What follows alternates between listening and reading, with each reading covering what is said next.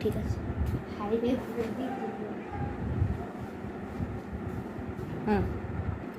Guys, আজকে যাদের যত টাকা আছে টাকা পয়সা নিয়ে আসো। আজকে তরমুজের উপর বেড লাগাবো। 100% মধু, 100% মধু মধু, লালের টকটকা।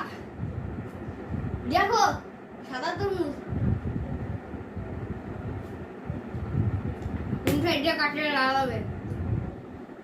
আমি এই যে বড় তরমুজ ব্যবসায়ী, আমি বলতে পারি তরমুজ ধরে। এই যে দেখো তরমুজ একটু একটু কড়া হবে একেবারে, ঠিক আছে। বিসমিল্লাহ। লাল হয়।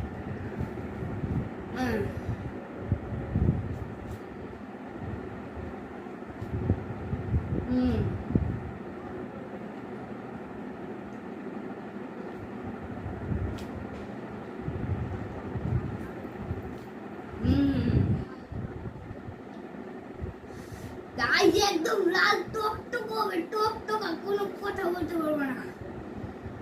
এই যে মধু মধু, সব টাকা দিয়ে একদম লালের টকটকা, দেখছো লালের টকটকা।